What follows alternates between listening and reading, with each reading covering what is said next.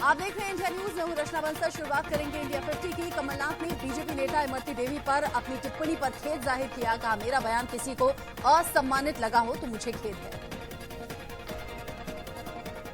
मध्य प्रदेश में पूर्व सीएम कमलनाथ ने बीजेपी प्रत्याशी इमरती देवी पर अभद्र टिप्पणी की थी, जिसकी डिटेल रिपोर्ट चुनाव आयोग ने मांगी है। चुनाव आयोग को ये रिपोर्ट मंगलवार को मिल जाएगी। इस रिपोर्ट के आधार पर चुनाव आयोग कमलनाथ के खिलाफ कार्रवाई कर सकता है। दिल्ली में बीजेपी महिला मोर्चा के नेताओं ने राष्ट्रीय महिला आयोग के अध्यक्ष से मुलाकात की और कमलनाथ के खिलाफ शिकायत करते हुए कार्रवाई की मांग की। विवादित बयान पर इंडिया न्यूज से इमरती देवी ने कहा, सोनिया गांधी कमलनाथ को पार्टी से निकालें, मायावती के नक्शे कदम पर चलें सोनिया। बिहार चुनाव में बीजेपी प्रत्याशियों के प्रचार के लिए आज यूपी के सीएम योगी आदित्यनाथ पहुंचेंगे। वो कैमूर और रोहतास में जनसभा को संबोधित करेंगे। केंद्रीय रक्षा मंत्री राजनाथ सिंह बिहार चुनाव में बीजेपी प्रत्याशियों के लिए प्रचार करेंगे। वो 21 और 22 अक्टूबर को रैली करेंगे।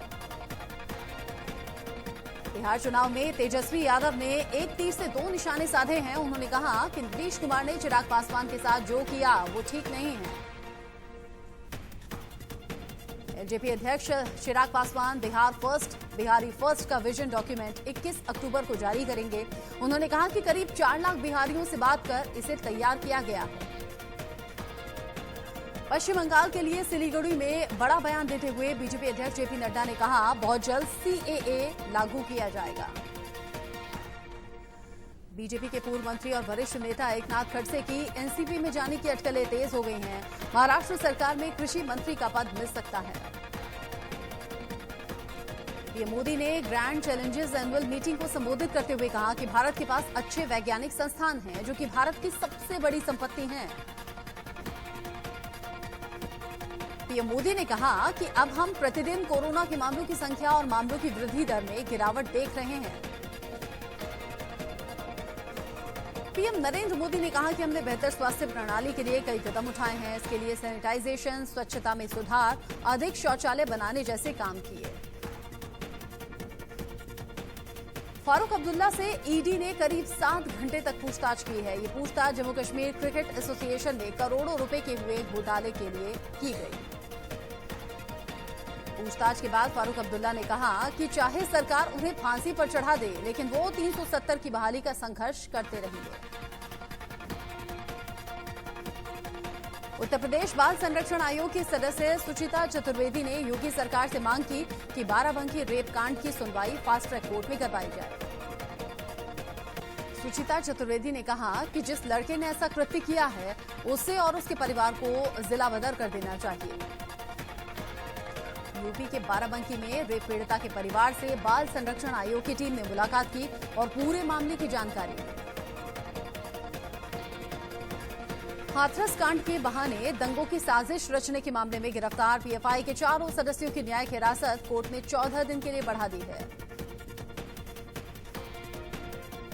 पीएफआई के 4 सदस्यों के खिलाफ हाथरस में एनएसए के तहत मुकदमा दर्ज किया गया। हाथरस एसपी ने इसकी पुष्टि की।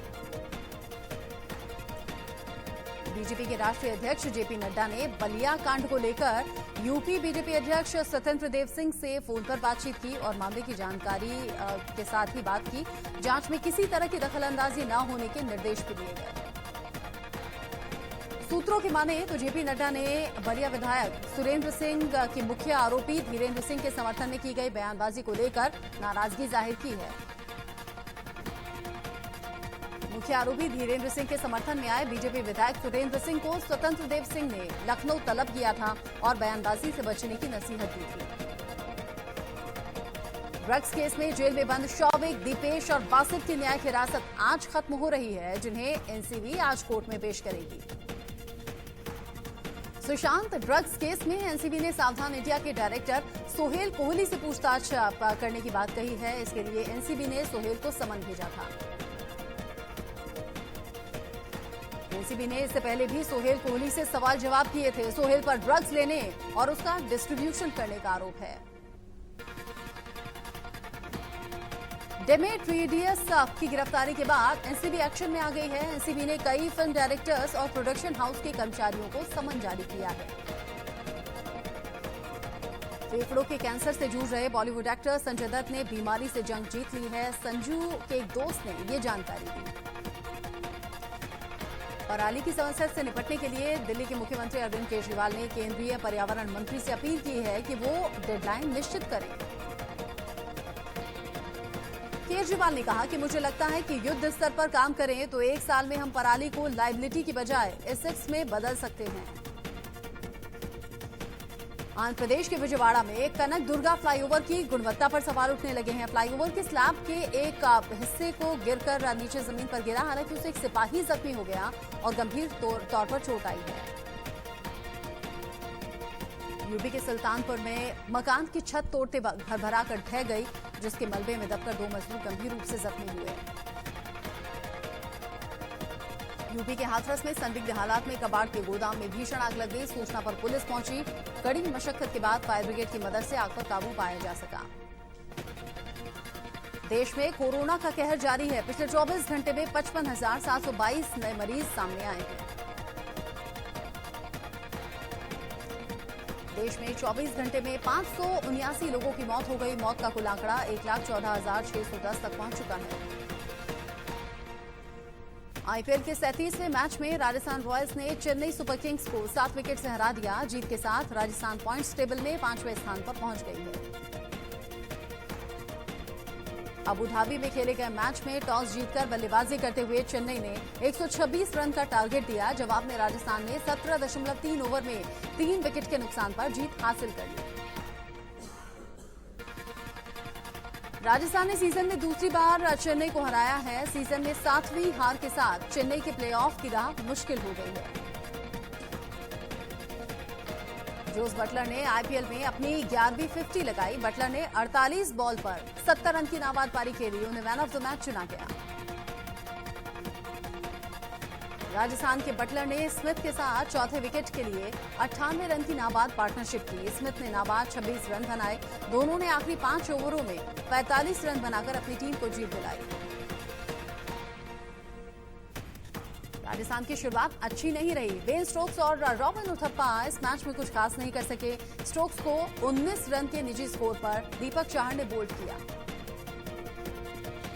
चेन्नई के बल्लेबाज पूरी इनिंग्स के दौरान बड़े शॉट नहीं खेल पाए और टीम 20 ओवर में 5 विकेट पर 125 रन ही बना पाई। चेन्नई ने राजस्थान को 126 रन का इस सीजन का सबसे छोटा टारगेट दिया। इससे पहले सनराइजर्स हैदराबाद ने कोलकाता नाइट राइडर्स को 143 रन का टारगेट दिया था। आईपीएल 13 के 38वें मुकाबले में आज पंजाब की दिल्ली से टक्कर है। दिल्ली 7 मैच जीतकर पॉइंट्स टेबल में टॉप पर है, जबकि पंजाब ने सिर्फ 3 ही मैच जीते हैं और वो 7वें नंबर पर है। शारदीय नवरात्र का चौथा दिन है। आज मां दुर्गा के 9 शक्तियों के चौथे स्वरूप मां कूष्मांडा देवी के दर्शन और पूजन की विधा का विधान है। आर्मेनिया और अजरबैजान के बीच में जारी जो जंग है वो रुकने का नाम नहीं ले रही। 22 दिन से जारी इस युद्ध में अभी तक दोनों पक्षों के 700 से ज्यादा सैनिक और आम लोग मारे जा चुके हैं। आर्मेनिया ने दावा किया है कि उसकी सेना ने अजरबैजान के 7 टैंकों को उड़ा दिया। इससे रूस से खरीदा गया T-90S टैंक भी शामिल है। साथ ही 5 आर्मर्ड पर्सनल कैरियर को भी नष्ट किया गया। दुनिया भर में कोरोना से अब तक 4 करोड़ 5 लाख से ज्यादा लोग संक्रमित हो चुके हैं, जबकि 11 लाख से ज्यादा लोगों की मौत हो गई है। चहल के मंगेतर धनश्री वर्मा का डांस इन दिनों सोशल मीडिया पर छाया हुआ है। अब तक इसे 10 लाख बार देखा जा चुका है।